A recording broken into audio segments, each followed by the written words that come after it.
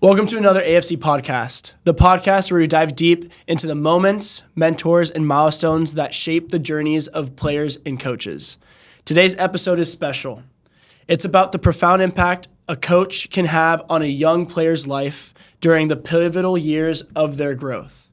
Our guest, Courtney Drummond, an assistant coach at Wake Forest Women's Soccer, embodies this theme perfectly. From her stellar playing career to her incredible journey as a coach, she has not only shaped successful athletes, but also guided young people into becoming better versions of themselves. Joining us today, we have Courtney Drummond and Maddie Lauro, one of her former players who has gone to play both Division I and Division II soccer here in the United States. Together, they'll share how a coach's guidance can shape a life's trajectory. Courtney, you've had an amazing playing career from Patrick Henry High School to captaining Cal State San Marcos and earning awards like the Golden Boot and Coaches Award.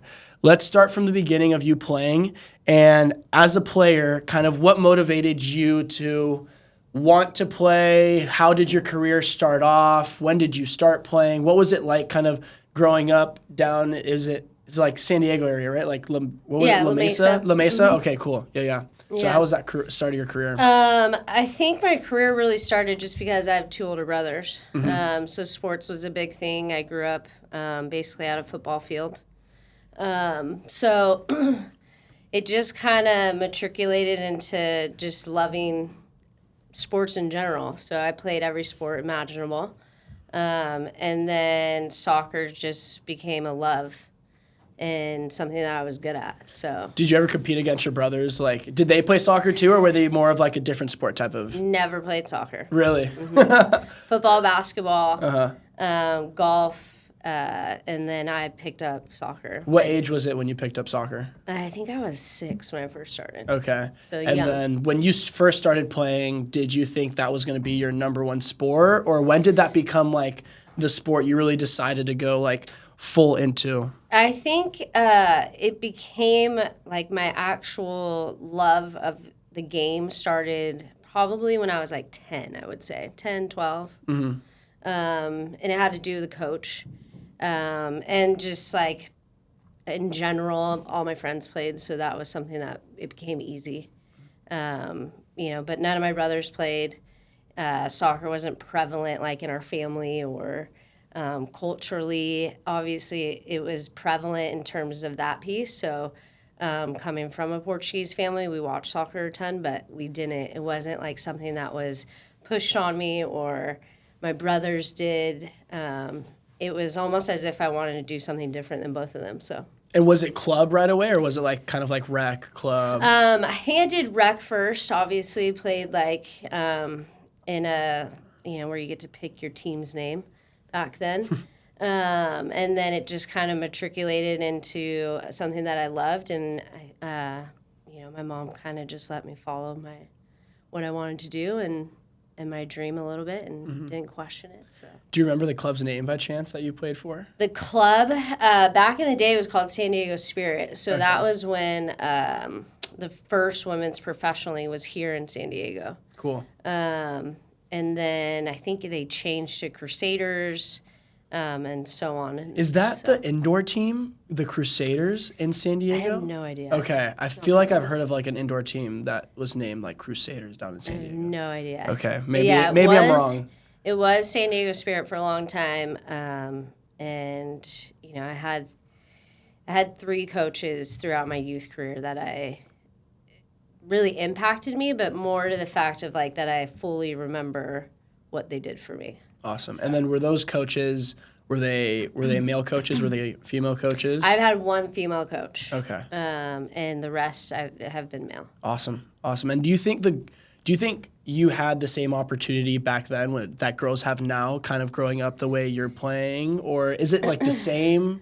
Like what would you kind of compare those two with? Yeah, I think the game's evolved so much, so opportunities are more prevalent, right? So as things get moving and the sport grows, more resources become available.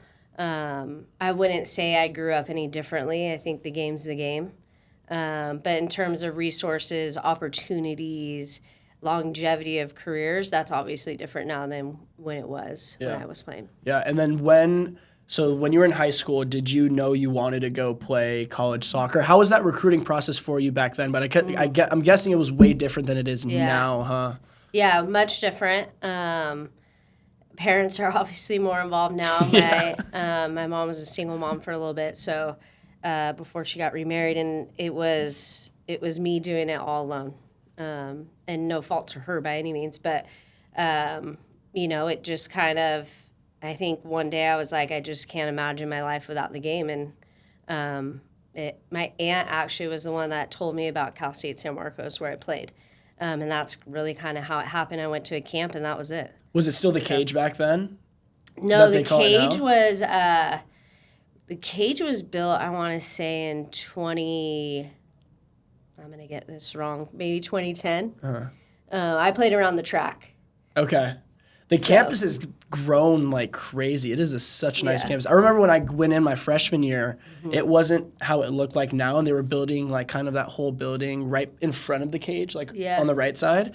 And I went back this year for the last time playing there, and I looked at it and I was like, wow, this school is like becoming really, really nice. Yeah. I mean, obviously I played there and then coached there, so every year I was there was a new building. Really? Yeah. Nice. So it's a special place. I think every college, there's no perfect fit, but it's a special place. And when you find your fit, it becomes, sounds cliche, but magical in a way. Yeah. So. When you go back to your playing career, what are those traits? I remember you said like exact moments that these coaches helped you out with. Mm-hmm. Could you like recall maybe one of those moments that one of those coaches helped you out with? Yeah, I at think your point in time? Because I know you've done that a lot with. I know you've done it with Maddie, but also probably hundreds of other players you've had. Yeah, I think growing up in my youth career, I was cut from the first team, and it was a pivotal moment in my life, but like more of I think every moment is a learning lesson. It wasn't failure. It wasn't displayed to me as failure from my mom. It was just an opportunity to grow. And I think her exact words were along the lines of, like, it's not something you've done more than it's just not the right time for you. And I think when she spun it that way, it just became more of a learning lesson more than a sense of failure. That's awesome. So, but yeah, the coach that cut me became my biggest mentor in my life. So, no hard feelings. He's been amazing in my life. He actually passed away when I was in college, but I think he will always live on, and I think I love the game because of him. And then my female coach, her name was Lisa. I think she's married now, but I can't remember her marital name. But there was a sense of like calmness about her, in a sense, like there was a relationship there that you felt like you could count on her. And that was more that kind of relationship. My mentor, Howie, was just more, he taught me the game, and I loved the game, and I felt he played the game the right way, and he was one of my biggest supporters. It's not about him letting me down. It was a moment I wasn't ready, and there's nothing wrong with that. I think everybody's path is different. My path hasn't probably been what everybody, the top players in the world. It's not like that. But it's not I never treated it as a sense of failure. It was just a moment of growth and an opportunity to get better. Do you think you've taken that into your coaching career as well? That type of mentality that you took from your playing career and now into your coaching career? I mean, I always feel like as a coach I'm firm but fair. But I also know, in the biggest moments, it's not about winning or losing. It's more of like the relationship and the connection you have with your kids and your staff as well. That's so cool. So 15 years in coaching, it's no small feat, but from being a girls academy director to assistant coach at Cal State San Marcos and now being where you're at with Wake Forest, what made you pick coaching as a career? Was that like right when you stopped playing, like, oh, I want to coach, or was there like kind of like a buffer period where you're like, oh, I don't know what I want to do? Interesting enough, I coached in the youth game while playing in college, really as a source of income, but and something that matched my schedule. Obviously, playing, being a student athlete in college is not easy in terms of balancing academics and athletics, but then trying to find ways to have income come in was important. And so I actually coached while I played. I coached at a club, coached high school while playing, which I think in turn made me a better player, made me understand the game a little bit more. But how coaching became a career, it was, I mean, for lack of better words, I don't want to say it fell in my lap, but it was more, I didn't want to leave the game. I needed it to be a part of my life still. It was almost like a sense of security, but also something that I just wasn't ready to give up. And then it kind of just panned out, you know? Mm-hmm. I love the game so much that I think it's given me so much that I wanted to give back to it. It's given me my best friends. It's given me, family that aren't blood, but you pick. And, so I think it was a moment for me to give back. And that was important. And then, kind of loved it. And I think the most rewarding piece was the development piece. And at the time when I was coaching in the youth game, it was getting them to college. That was the goal and the reward of it all, of developing players and pushing them to get to that level.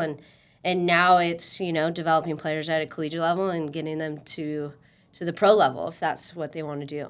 That is so awesome. Was there ever what was that? So you graduate college, you were still coaching in college, but to really think like coaching is going to be the thing I want to do. That's going to be the thing I want to pursue fully and really do. Was there a time period of that? Because I know there's what we try and do on this podcast is there's players coming out of college that don't know what they want to do in life, but they still want to have the game in their life, but they don't know what avenues to take. And there's a lot of people kind of in that kind of period of their life where they don't know what they want to do. Maybe they want to go into coaching. They don't want to go into coaching. Was there a buffer time for that, or was it just straight into it? Yeah, no, I think or any hesitation within your thought? I graduated in 2000.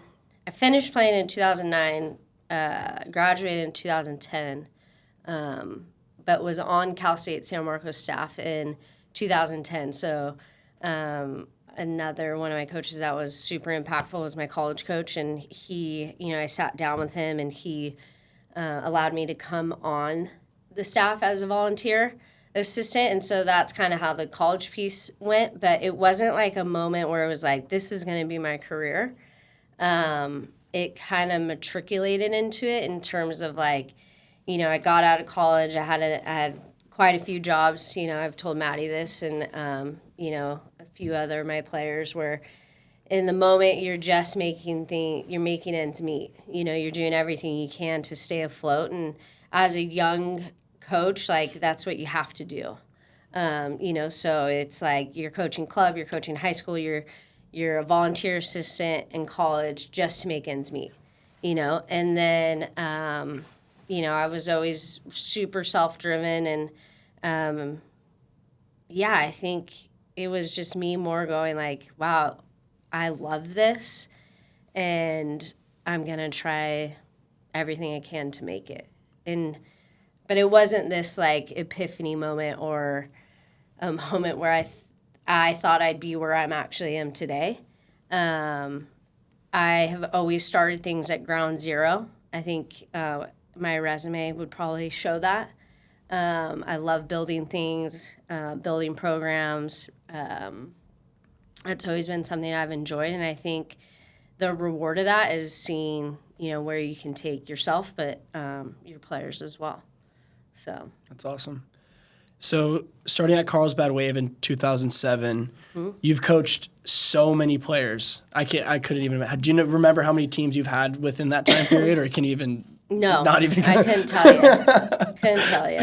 So Maddie's a testament to it, and we'll go into it right after this. But how did you kind of know that how did you formulate a way to leave a lasting imprint on your players, both on the field and off the field? How did you come up with something, or was it just like you just naturally poured your whole heart into it?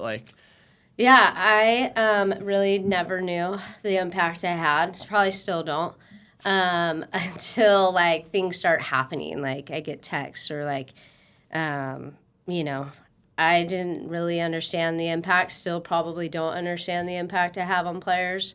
It's just a natural thing to me. I think the X's and O's is almost the easy part.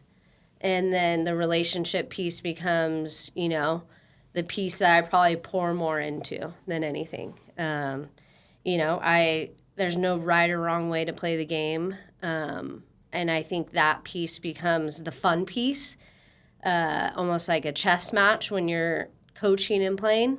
And then I think the next piece of like how you take teams to the next level or take programs to the next level is just the relationship piece. And I think understanding that these players are human, but them understanding that I'm human too.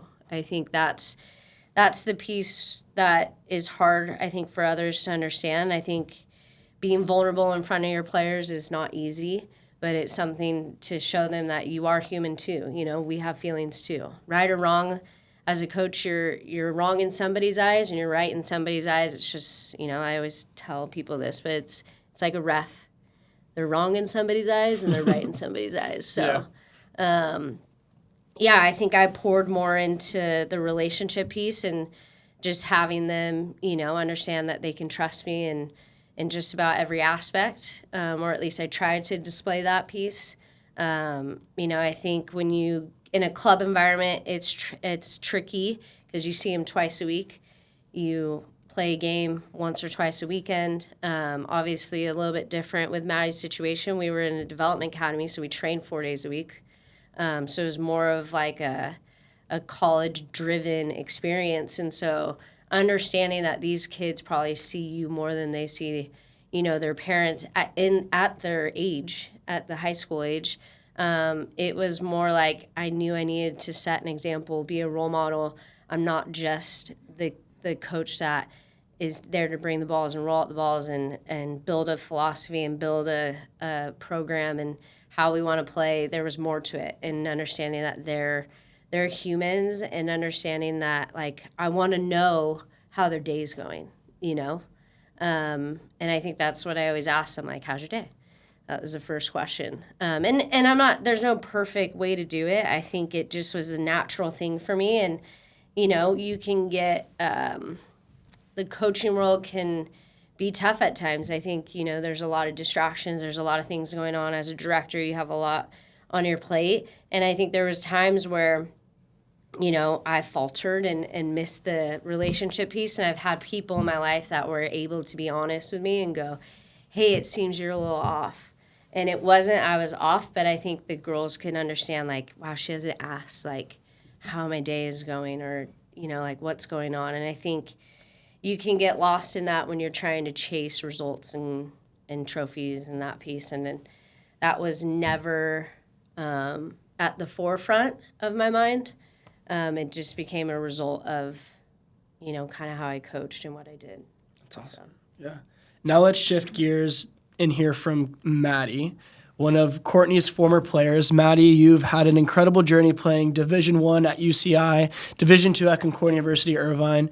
What was it like having Courtney as a coach during your most formative years? Yeah, so Courtney was my coach when I was 7 years old, and then I think to around when I was 10 years old, and then took a little break at another coach in between. And then she was my coach from when I was 12 to, like, sophomore year, so 16 or 17.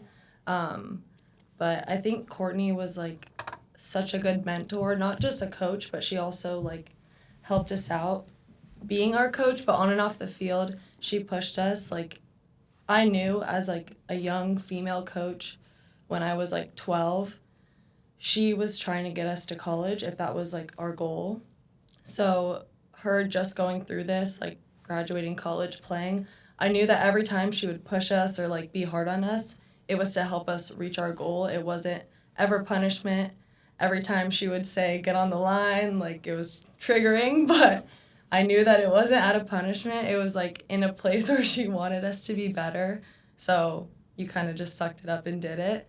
But especially in my high school years, I was like going through a transition into like the public school environment, and I know that Courtney was really close with my family, and like she would always tell me to make good decisions, and that kind of kept me on the right page most of the time. And just having her there, I knew that she was more than just a coach, because she's also very respected, and like I could look up to her in so many ways because she did set an example. Like she said, she would always be there for us, ask us how our day was. It wasn't just to go out there, practice, and leave. It was always like other conversations, and like it was a very welcoming environment. And as a player, like having her be like caring and actually ask us about our day instead of just coaches who are there to coach and leave, because I've definitely had those coaches where they don't really care as much about what you're doing. And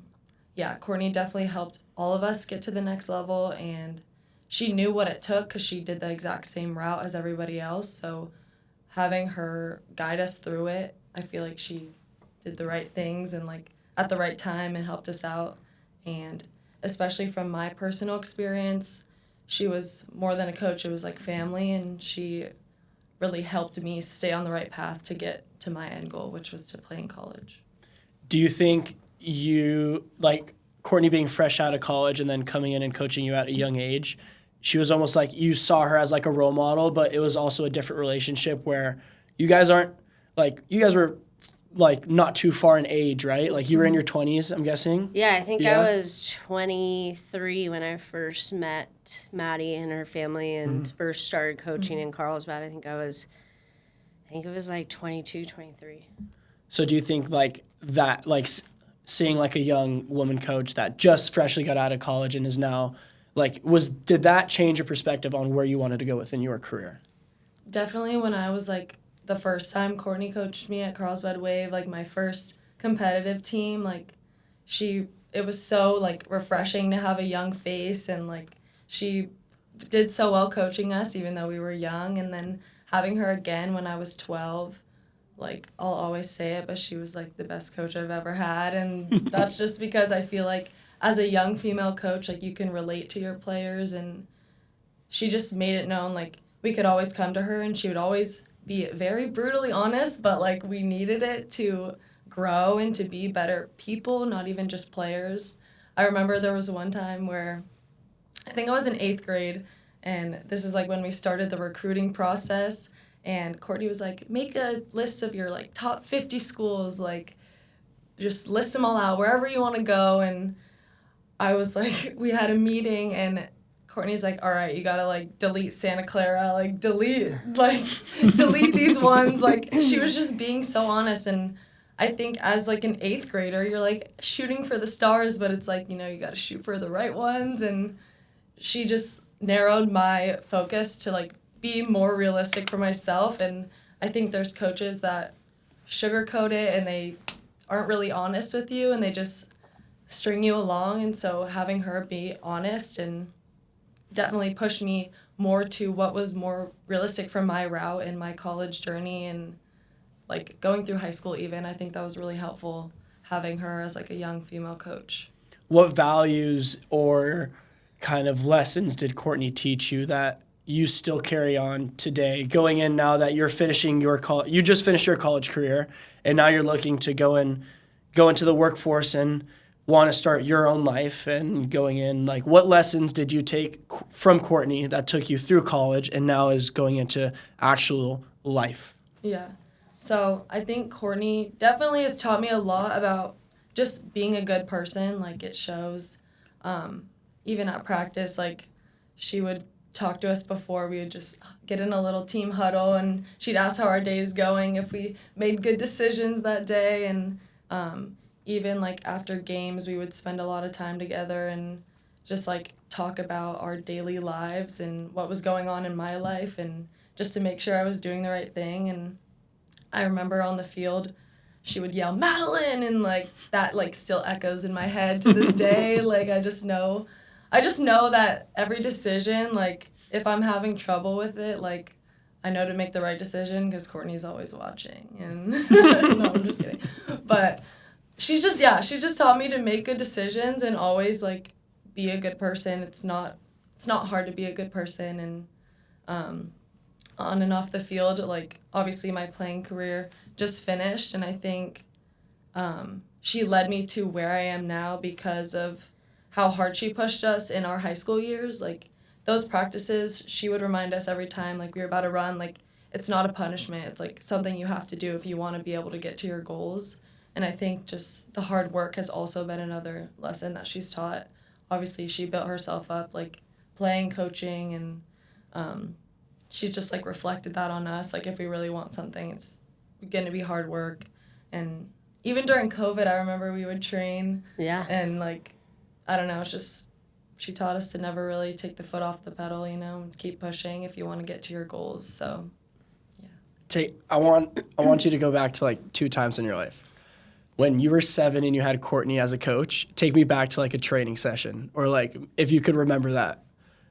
I remember we were at Pine Park, Carlsbad Wave. We would even run fitness when we were, like, 7. Like, we would do running, like, at that age of 7. Like, after practices were over, like, it would always be intense. Like, we were the top team. Yeah, I think, not to interrupt her, I think more than anything, I think it didn't matter if the kid was 7 or 8 or 10 or 18. They got treated the same. And right or wrong, I don't think there's a right way to do it. I don't think there's a wrong way to do it. But there wasn't a change in terms of a training session. So I would have Maddie's group, and I had the oldest group at the time, which was, I think they were U16s, almost U18s. And I think there wasn't a difference. They had the same training session. The expectations of the execution was different from their ages. But they got treated the same as the olders, so. Now take me back to when you were in Well, I actually want to hear about COVID. How were those sessions during COVID? That is awesome. I barely trained during COVID for a little bit, and then I kind of got back into it after, like, that, like, when I was a junior, so when I went into my senior year. But take me back to those sessions, and how kind of, like, how hard were they? Like, yeah. I really want to kind of, like, get it taken back in there. They weren't team sessions. Mm-hmm. It was me and the Coltons, Abby and Emily, if we could get Ava. Like, it was just, like, a really small group, and we would text Courtney and be like, please come train us, and we would do, like, 2v2s, and it was just really, it wasn't... More fun? Yeah, it was more fun just to, like, keep in shape and keep, like, training, but... Yeah, during that time was not in shape, so Courtney definitely kicked me to the curb for that one, but... It's, like, I knew if, like, she was hard on me, like, something was wrong. Like, if it was, like, it's like, Madeline, like, come on. Like, why aren't you in shape during this time? Or, like, you know, you're going to college soon. So, yeah, but also going back to, like, Carlsbad Wave, and when I was, like, really young and Courtney coached me, and she coached the older teams, I remember she made, like, a mentor program, and we had, like, a buddy on the older team. That is so cool. Yeah. That is awesome. So we would have, like, I still talk to my mentor, Kelly Stonebreaker. Kelly Stonebreaker, yeah. Did she come to your game? No, I don't think so. Okay. She lives far. I don't know. But I just remember, like, even having Courtney as a mentor, she made us have, like, another mentor in our life that also played soccer, was older, that we could look up to. And we would even go out to their games and support them. And, yeah, just having, like, another older figure to look up to. It's just always nice to have people that you can look up to shoot for your goals, and, like, see them living out what you want to do is really, really cool. And so that's another thing Courtney did when we were younger. That is such a great idea. Yeah. Do you really think that impacted the little ones a lot? Kind of. I have no idea, but I think so. I don't know. What made you come up with that idea? Is that kind of like, did you experience that? I had 3 teams. So at that time, Maddie's group was the middle group. And so I feel like I made it in terms of just like, I couldn't do this alone. And I think every kid needs somebody to look up to. And I do believe like I had the oldest age group and then one of the youngest age groups. And it wasn't Maddie's, but there was an age group underneath Maddie. And it was, how do you, kind of keep this ship sailing? And it wasn't just going to be me doing it. I needed help. And, I felt like there was no bigger mentor than somebody that's older than you. And it kind of kept the olders accountable as well. They had little eyes on them, and that was important. So I love that. That's something I like. I've been thinking of doing that within kind of like our training thing with like a jersey system almost. So like some people get like a different color jersey for being advanced, and then little kids get like a different color jersey. So like in the transition of like when one's going out, one's coming in, they see like an upper level jersey, and now they're able to like say hi and almost be incentivized. I've been thinking of that. So that kind of like made me just like almost think like, oh, I got to do it. That's so cool. Yeah. It just kind of came to fruition a little bit. That's awesome. So that's going to lead us into kind of this next segment that I want to go into. So you've been at Lake Forest. You reached the tournament in 2022. You made an ACC tournament run in 2023, and then you went to the national championship in 2024.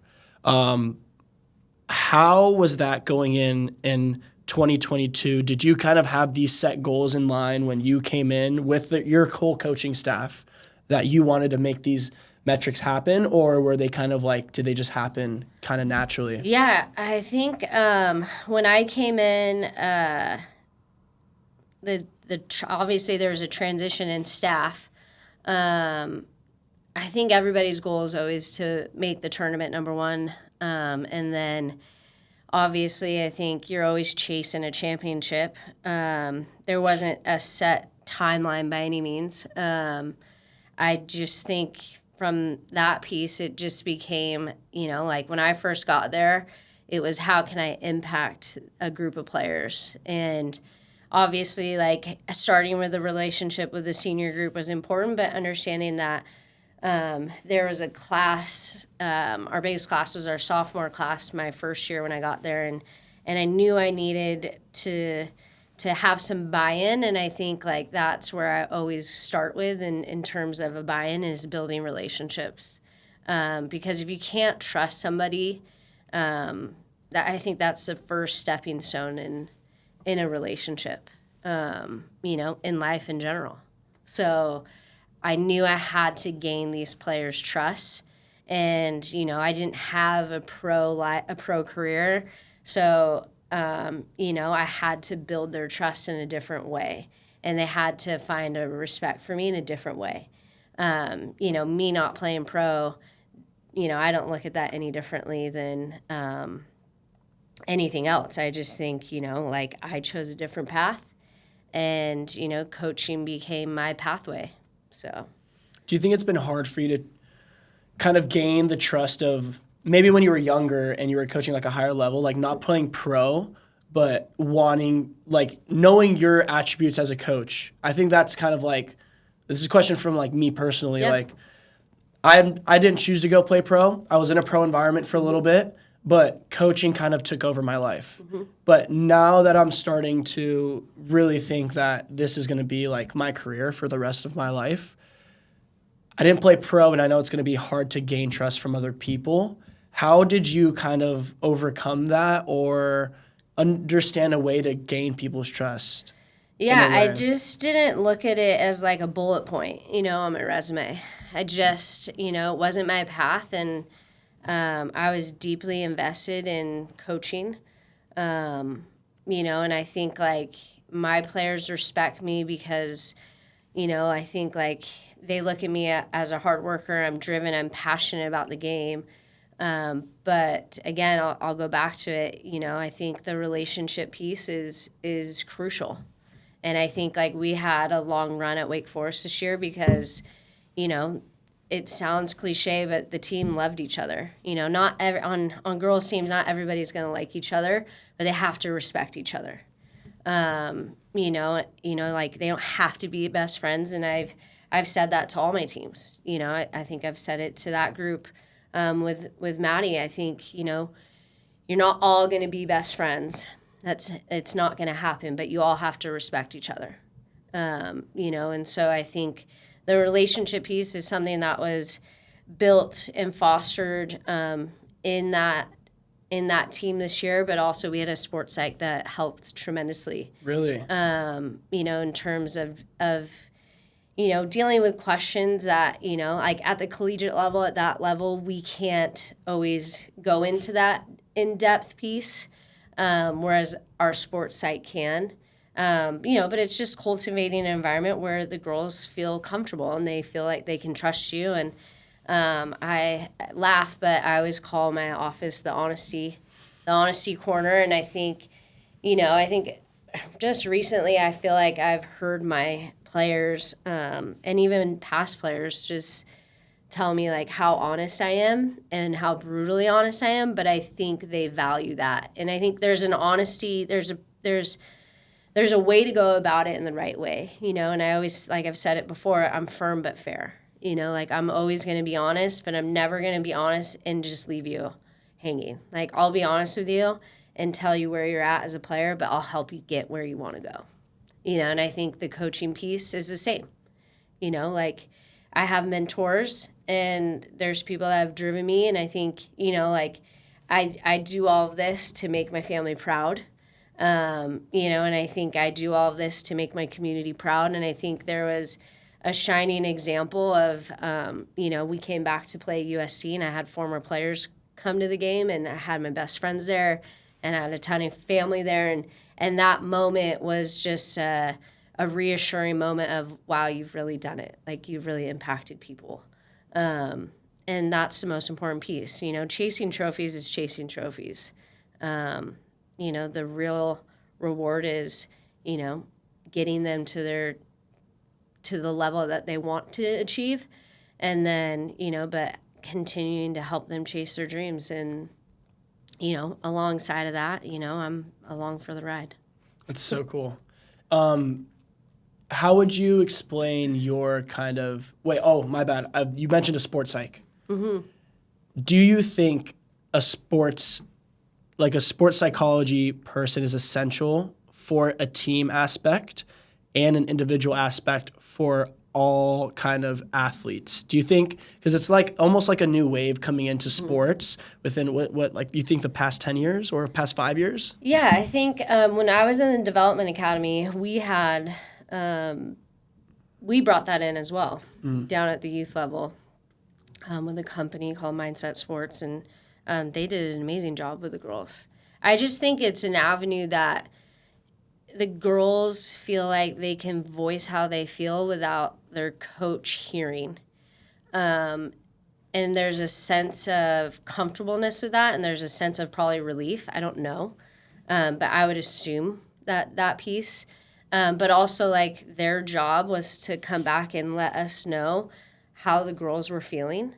And same thing in, you know, at Maddie's level. Like, we had two, they were females, you know, two former collegiate athletes, and they, you know, sat with girls. I don't know always what they did, you know, but we always got feedback, and you have to be able to take feedback on. You know, you can't critique a player and then not be able to take feedback as a coach. You know, and I don't think anything's personal. Again, I don't, just like the colleges, there's no perfect fit. I don't think I'm a perfect coach. I have flaws, you know, and I always looked at it as like, hey, they're giving me feedback to make me better. And I felt like I've learned all throughout that time with these guys, you know, with the feedback I got back from their sports psych. And even at the college level, you know, it's nothing to take personal. You know, there's always something you can grab. There's always something positive you could take away. And it's finding that, you know, you're not a perfect person. And that, you know, there's things that you could shuffle through and, of course there's going to be feedback where you're like, I can't believe they would say that. But also at the same time, you have to understand that that's how they're feeling and you can't negate their feelings. And you got to try and meet them halfway. And so I do think the sports psychology piece, I think for us as a team at Wake was crucial. I think it helped us tremendously. It gave them an area where they could be honest with each other, number one, build trust within each other. And then they knew that feedback was going to get to the coaches in a positive way, and it wasn't coming from them. Like almost out of emotion, do you think? Yeah, I mean, I don't know everything that they talk about, but I do know, we had a really big senior class this year, and I told them in all of our individual meetings, I said, our success is going to be based on how you guys navigate this year, because they made up more than 50% of our team. And it's the same message when I go back in a couple days, like, you guys as a senior class, if you want to make this a special year, it's about how you drive your teammates, but also how you navigate this piece. The high's high right now. You're coming off a national runner-up, and what you do from there is going to be important. It starts in the spring. And,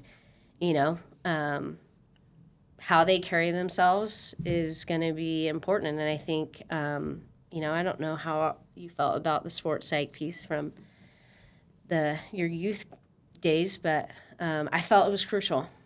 I thought it was important. And then individually, I think players, it's not for every player, but, if players want it, I think there's avenues for that. And I think performance anxiety is a real thing. And I think as coaches, if you can understand that piece, it's not something that's bad, Yeah. And I think we tell our players, like, go talk to somebody. If you can't talk to us, you have to talk to somebody. Yeah. So I just wrote a paper on general anxiety disorder in young athletes, and it was actually really interesting to see that, like, it starts at a very young age, especially nowadays, like, the way that parents are, like, pushing kids. And I see it a lot, kind of like me being a coach here in Orange County, like, they're starting at, like, very, very young. Yeah. And as they grow, they get better, they start to feel more pressure from their parents versus, like, anything else. Yeah. And I think that should really be looked at upon as, like, a parenting aspect to these young athletes. Just let them play the game. That's like, do you let them play the game, they're going to enjoy it, and ultimately everything's going to fall into place with the right coach. The parent should never be the coach. It should always be the coaches kind of navigating that avenue. But how do you think the sports psych played into your game when you were in the development academy, Maddie? Yeah. Do you think it still helped you out, like, going into college? Or? Yeah, so having it out the youth level, since we were in the developmental academy, we trained 4 days a week.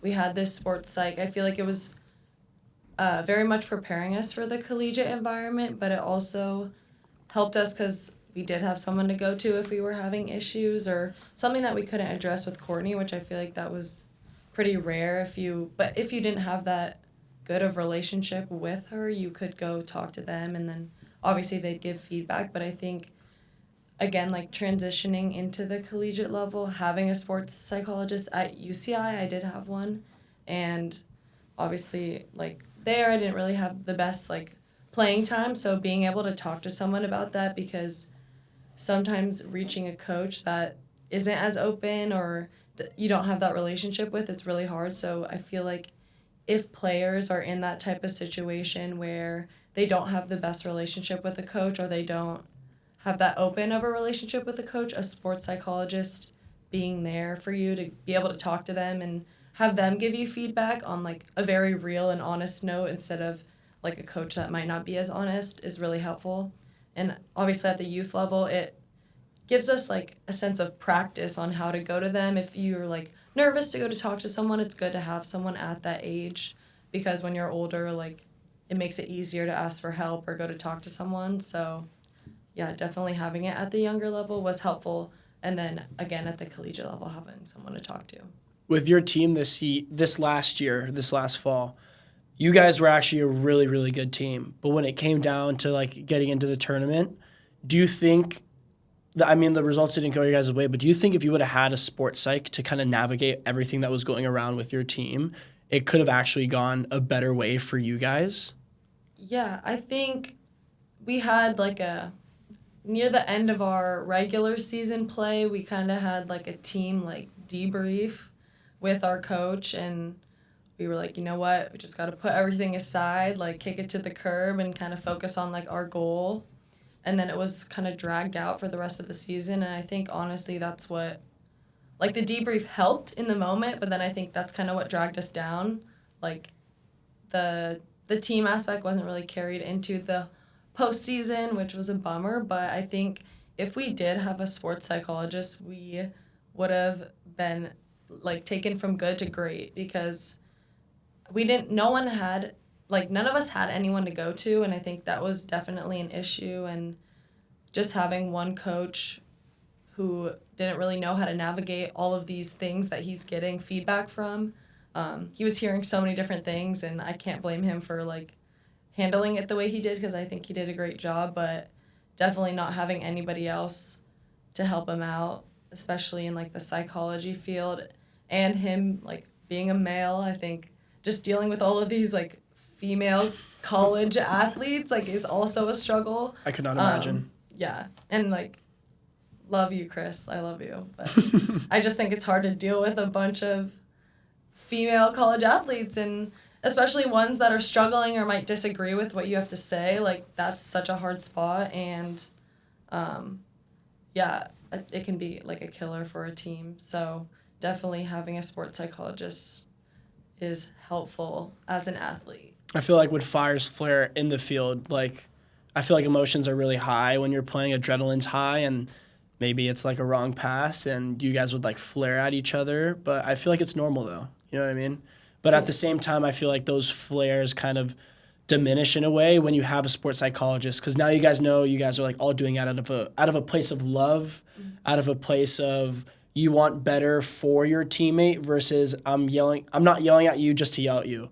I'm yelling at you because we want a job done and we want it done right, and we're saying it out of love.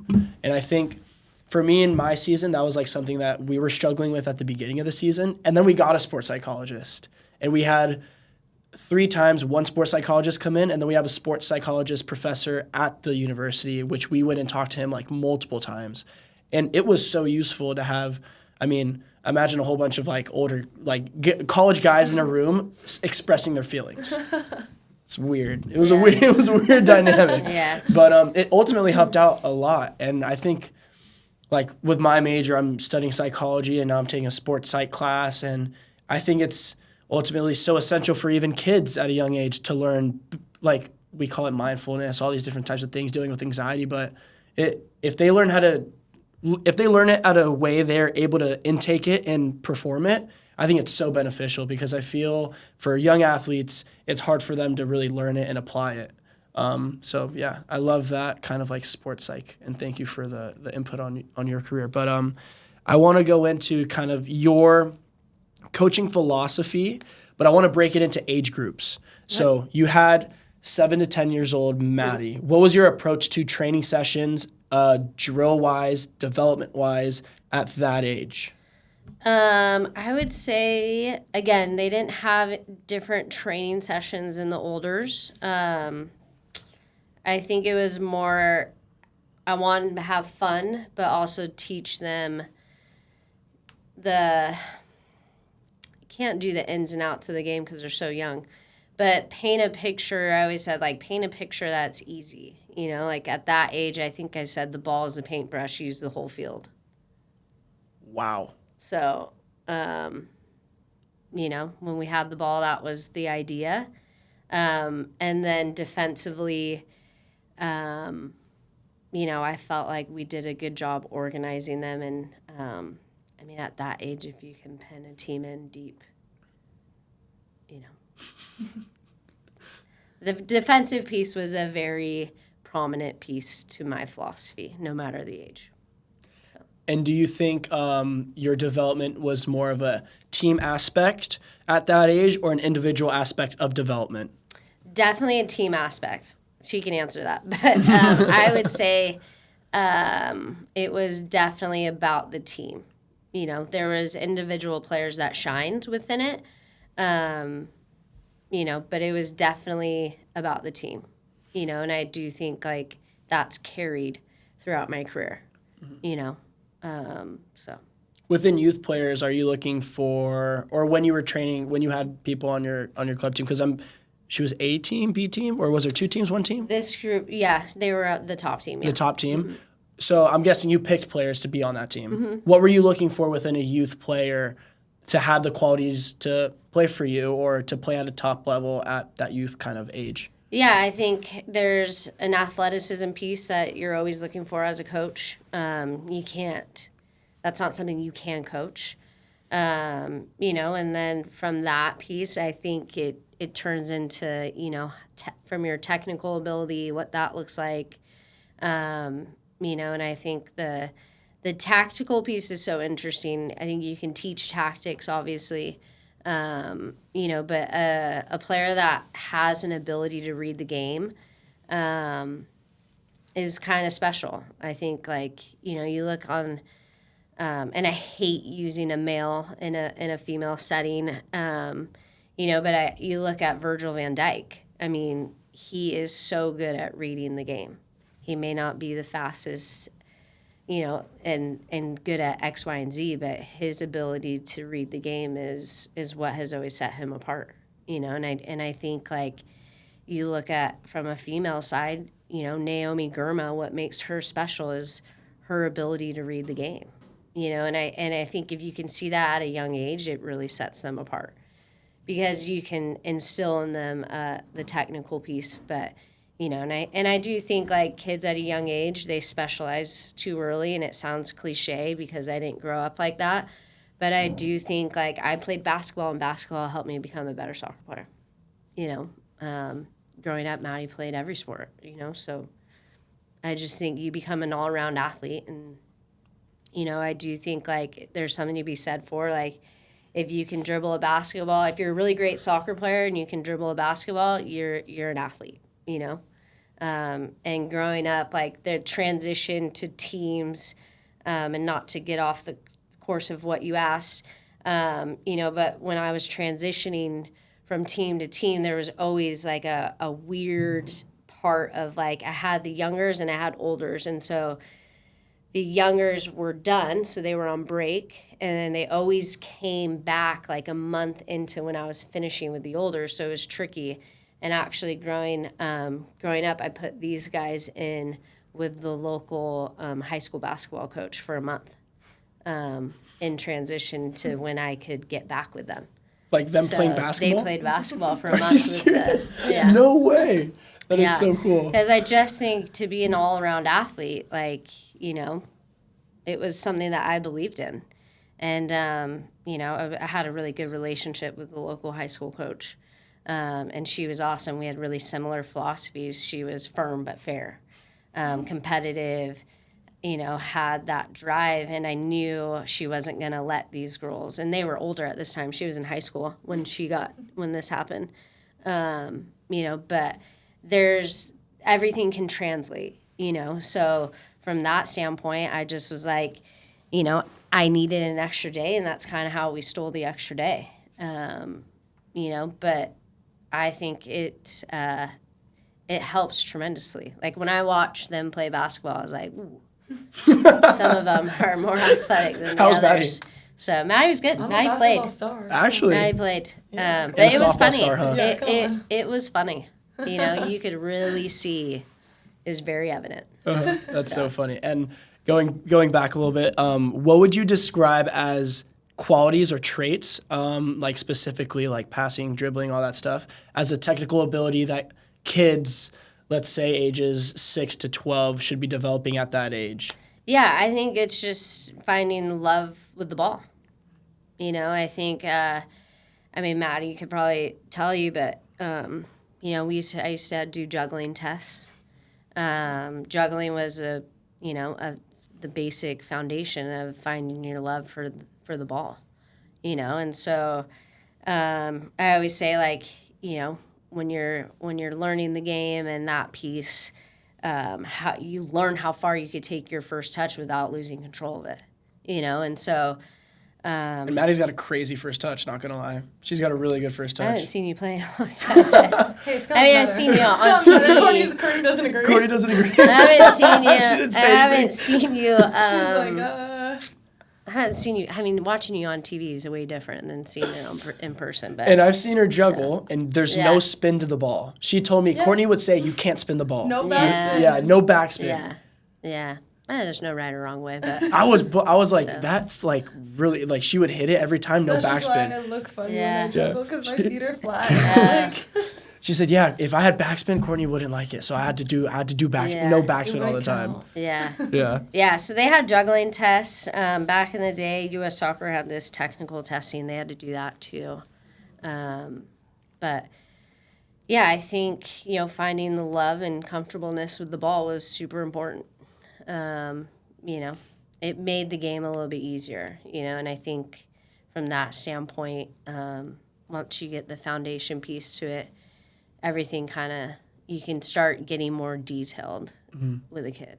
So you would say basically for that young age, it's finding the love for the game, finding the love for the ball, and just having them maybe like just be athletic and all that stuff. Yeah, I think, at a young age, it's, I felt like I did a decent job of making sure training, there was an element of fun. And from a technical piece, I think there was always fun involved in the technical piece of the game. Whether that be like a volley game or, a passing sequence, my training's always started with a technical aspect. And so that still goes on at Wake Forest. We always start with the technical piece, and that could be passing, it could be dribbling, it could be, the trash can game. It could be a lot of different things. But, I think finding the love for the ball, I think that finding the love for the game is such a cliche statement. It's you instill the love for the game, and by instilling it, it's finding the fun, the joy of the game. And there's, when you're in the trenches, that has to be prevalent, and so I do think there's days where it has to be light, and training 4 days a week as a youth player is a lot. That's not easy. It's not normal, but it's become the norm now, and so I do think you can drive your players, but there's got to be a love. There's got to be fun, and I always say a wall and a ball will do a kid wonders. 100%. So. I love that. And now transitioning middle school, high school, what do you think that your coaching philosophy within coaching that age was?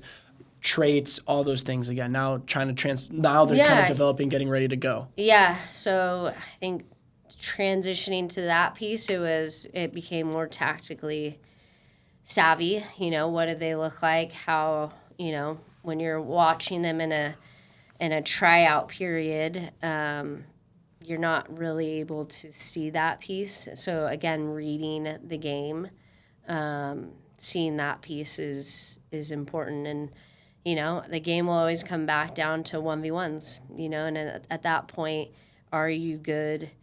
Are you dominant if you're an attacking player, are you dominant in your 1v1? If you're a defensive player, are you dominating your 1v1 defensively? And I think that's the next piece where you see players take off and some players fall behind, so. And then now going into recruiting as a college coach. When do you recruit for Wake Forest? Mm-hmm. Yeah. So when you are you're probably receiving thousands of emails, huh? Yep. So when you're receiving thousands of emails, when you're going to watch girls play, when you're in that scouting kind of like mindset, what are the things that make you want a player? Yeah, I think obviously the athletic piece is always, something you're looking for, but what makes a player special, and, you find when you're sitting there on the sideline, you're trying to find that piece. What makes a player special? If you're a center back, are you dominant in the air? Is that something you're special at? So you're looking at what makes a player special, what catches your eye. As a college coach, obviously, I think, I've said it numerous times, the athletic piece is important, 100%. You can't teach a kid to be fast. But then, like, what makes them special? Are they a really good finisher of the ball? Are they dominant in the air? Are they really good at crossing? It just depends what you're looking for, and I think if you have a philosophy of the way you want to play, you're trying to find players that are going to come in and fit that philosophy.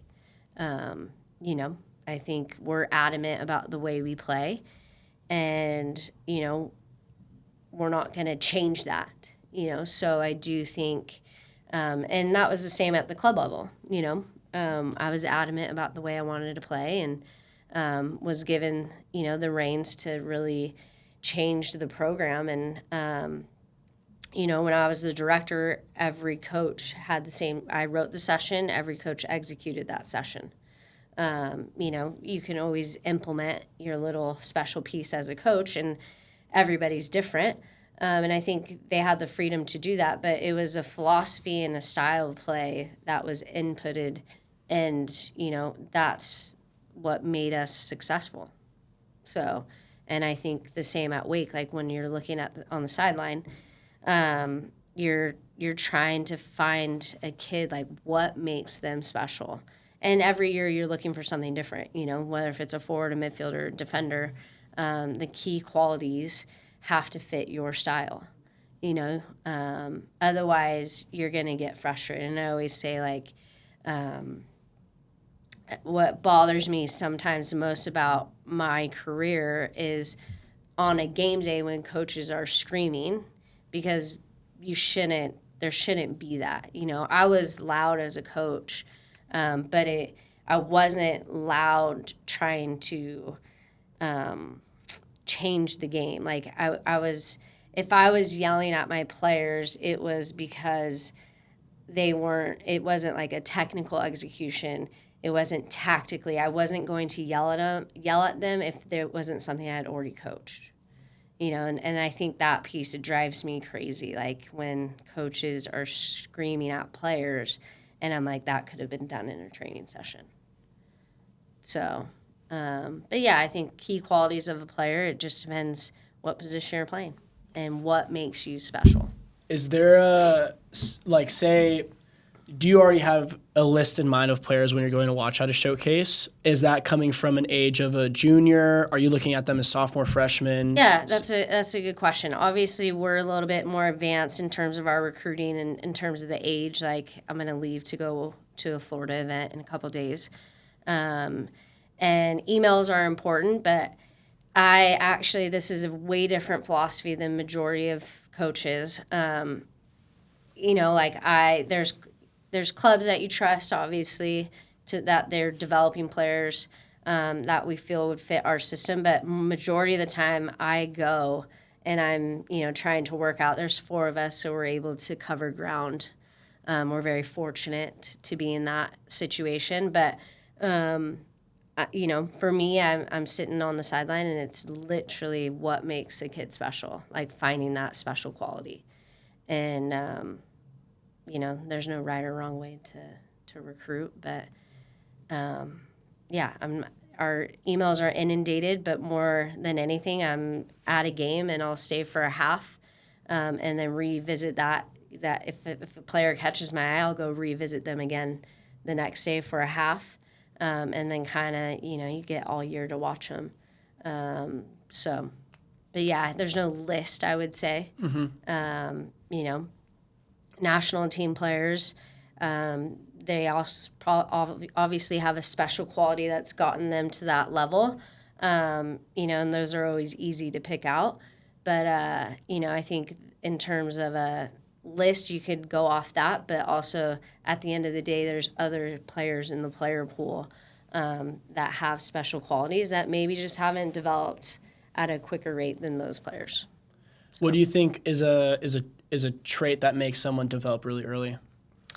I think from a youth standpoint, it's the technical ability. When you see somebody that's comfortable on the ball, that's always something that's going to catch a coach's eye.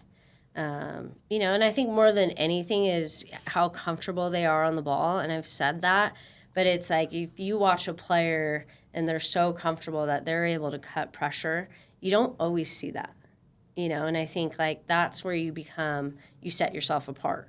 Are you able to change direction? Are you solving problems differently? There's different ways to solve it, whether it be a pass or a dribble. But your ability to cut pressure is probably something that's going to catch a coach's eye. So.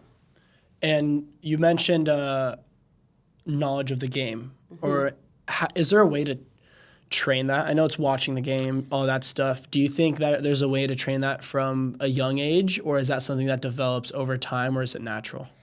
Yeah, that's a good question. I don't really have a good answer for that. I do think being a well-rounded player stems from your experiences in different situations. And, I've found like the players that have had that ability have played multiple sports. So interesting. That's actually really kind of like interesting.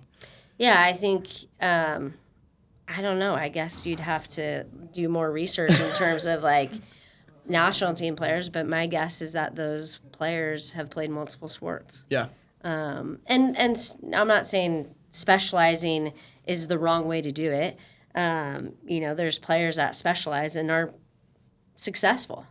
But I do think, a player that can read the game well has probably had different experiences and have been put in different situations.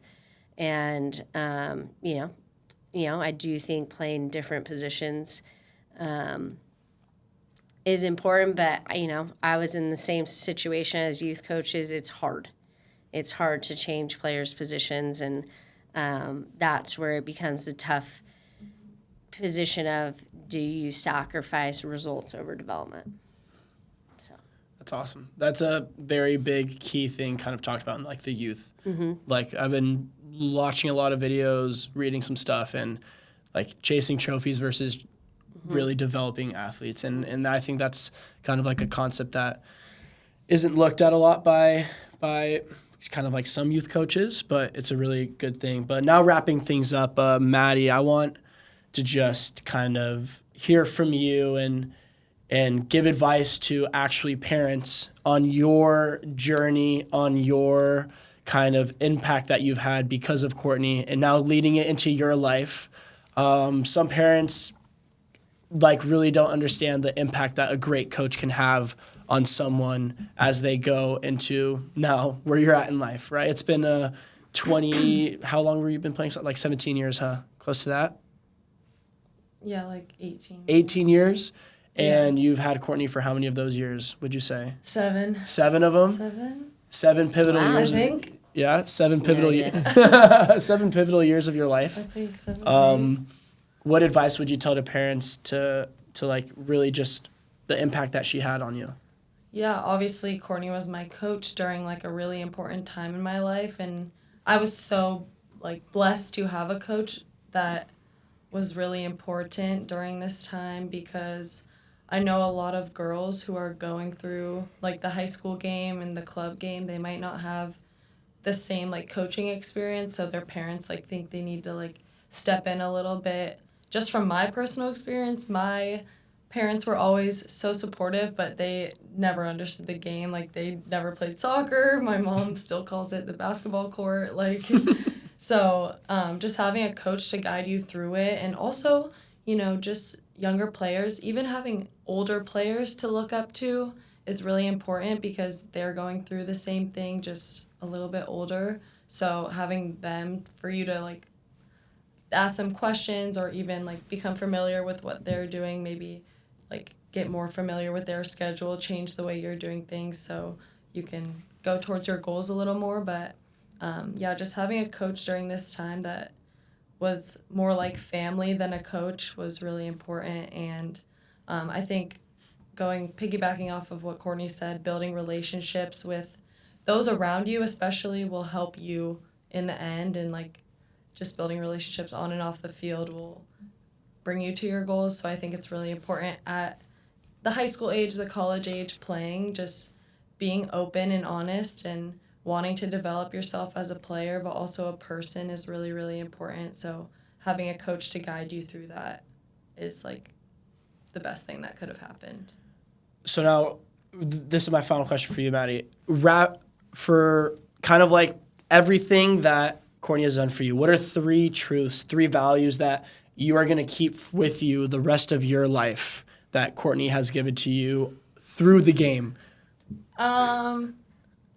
I think that There's a little laugh from Courtney with it too. I think three things that I'll keep with me are definitely to make good decisions in my life.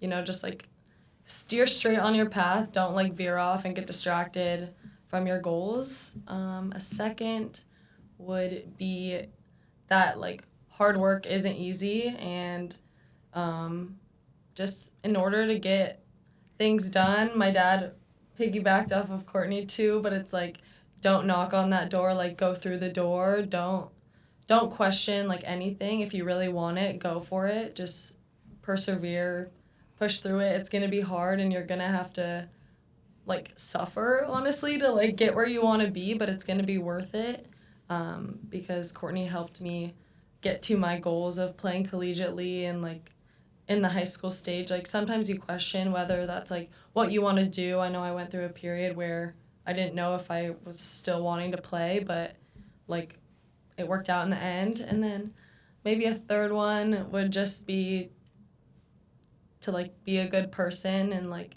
develop yourself as a human being, even when you're playing soccer, like making relationships and being friendly to those around you and treating it more like a family is going to be helpful in the end.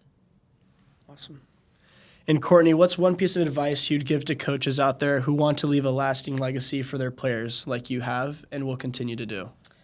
I would say it's the relationship piece and understanding that your players are humans. How you treat them is super important. And I think never letting the highs get too high and the lows get too low. But I just think, when you're chasing things, when you're wanting to be the best, there's a lot that can distract you or take you down a different path. And I think, like, understanding that they're kids at the end of the day, and even in college, they're kids. And so they don't have all the answers. And just trying to continue to build the trust, build honesty, and understand if you want respect, you have to give them respect, from the littlest things of respecting people's time. I used to always go over in training as a youth coach, and every conversation I've always had, I've always pulled something out of, whether it be with a player or a parent or a colleague or a peer or, whoever. There's always something I pulled out or something I learned with every conversation I have. And so I think, the biggest piece is that I've always taken away is, respect people's time, but understand, these kids are kids. They're human. They're going to make mistakes, and understanding that you play an important part in their life. So, what is the kind of next steps in your journey as a coach? Do you have anything kind of dreamed about or goals for yourself? I've gotten that question about a million times since I've been home. I have you're good. I have no idea. I love where I'm at right now. I've been very fortunate to be in great environments. I've been very fortunate to be around great people. Like I said, the game has given me so much, from people to it's taken me places I never thought I'd go. I don't know. I don't have a good answer. I'm intrigued to see what's going to happen. I have no idea. Love it. Now, final question for you, Courtney. Just like I asked Maddie, the 3 truths question. 3 values, 3 truths that you feel like you have left with maybe your athletes or any coaches that you've worked with throughout your career, or just any person that you've really touched? What would you want to leave from them with your story? Yeah, I think, my parents instilled in me at a really young age is hard work. I had incredible examples, both from my mom and my dad. And so hard work is something that will always be a value of mine.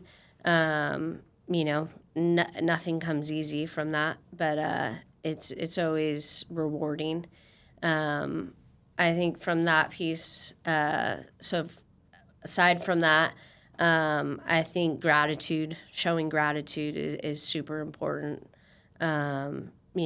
Gratitude and being humble, I feel like come hand in hand. And, I think if players can show that, it's important. It'll take you far in life. And I always say, like, writing a thank you card is probably one of the most beneficial things I've tried to leave players with, because I think kids can hide behind a screen nowadays. It's easy to say that, but I think, showing gratitude, being honest, writing a thank you card are all things that I hope I've instilled into my players, and then I always have a slogan, but I've always, if in anything in life it's kind of funny, it's a joke, but I always say, be better, just be better,